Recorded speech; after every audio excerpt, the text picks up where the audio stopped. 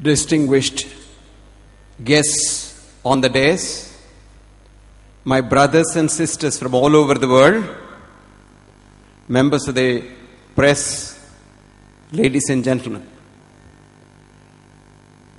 I must thank Dr. Ratnam for bringing me here. I was a bit confused when Ratnam asked me to go over here because I thought I'm a trained cardiologist, a professor of cardiology in various universities, and I have been trying to understand human wellness and human illness for well over half a century, ever since I joined the Stanley Medical College in Chennai way back in 1956. Would you believe even now I am confused? Now today I am more confused because I was listening to the various talks from the morning, almost synonymously using the word wellness, integrated medicine, on all kinds of things together. Let me make certain definitions very clear. Irrespective of what medicine it is, whether it is allopathic or homeopathic, all medicines other than homeopathic are allopathic. Allo is against, pathy is disease. So if you give anything against a disease, it becomes an allopathy. So even the so-called alternative medicine, so-called complementary medicine are all allopathic. But homeopathy is something little different. That's one point. Wellness is your birthright. Would you believe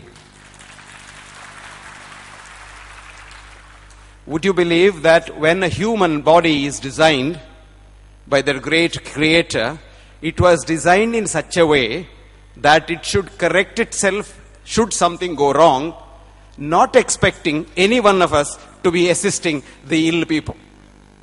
You would be surprised. We were hunter-gatherers in the forest, and if there are only two causes of death, one is predation, the other one is old age. Supposing a tiger came and ate a limb of yours and ran away, you wouldn't die. Do you know that? You wouldn't die because the nature has provided a system called the autonomic nervous system, which redistributes the circulation, which closes down the bleeding vessels, which clots the blood, and which cools your body and reduces the oxygen demand. So chances are that you will not die. A recent audit of the Falklands War, which the British fought in South America, and the Vietnam War, which the Americans fought in Vietnam, shows us that in Vietnam, a grievously injured soldier had a 5-star modern medical treatment in Saigon within 5 to 10 minutes, carried by a helicopter. Whereas in Falklands, the British had no friends, and the soldiers were left on the ice, luckily, because it was October, November, December that the war took place, for as long as 24 to 48 hours. Now the audit shows the per capita death of the grievously injured people is slightly better in Falklands than in Vietnam, which means by doctor's intervention, we have sent more people to meet their maker in heaven faster. But let me hasten to add, having said that, irrespective of what system it is, if you administer a medicine into the system, there are a lot of changes occurring in the human body. That is the reason why a great thinker, Oliver Wendell Holmes, who trained as a doctor, became a professor of anatomy in the Harvard Medical School, very quickly left that to become a poet, wrote this beautiful word, "Take this home with you." He said, I quote, "If the whole materia medica simply means all the medicines, if the whole materia medica could be sunk to the bottom of the Bay of Bengal, it will be that much worse for the fishes and that much be good for the humankind." So now I'll bring you to the wellness concept. If you want to be well, have a mind which is well. Most, if not all, diseases start in the human mind, grow in the human body, aspected by your gene, and encouraged or suppressed or encouraged by the environment in which we live. No, I don't need the slides because I don't think there is time for slides. Close that down, please. Okay, thank you. Hang on. Now, Where is the mind? Where is the mind? Never mind. And what is matter? No matter. A month ago, I was lecturing along with one of the greatest physicists of this world, the president of the Max Planck Institute in Munich, Germany. His name is Hans-Peter Dürr. And Hans was talking on matter, and I was talking on the new concept of holism in modern medicine.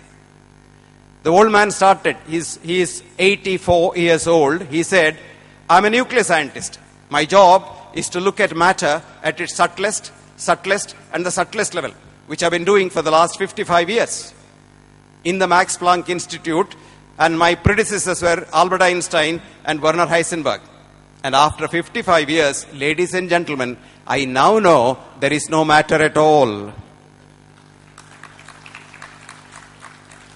So friends, matter and energy are two faces of the same coin. So human body is a bundle of jumping leptoquarks. Leptoquark is the last bit of matter. Atom, hydrons, leptoquarks. Lepto is in Latin means the smallest. Quark is a bit. So you and I are jumping leptoquarks. You and I look solid because it is only an illusion, or if you want to call it as a delusion. But when we all meet here, now a lot of us have come together. This is the beginning. Coming together is the beginning. But staying together is progress.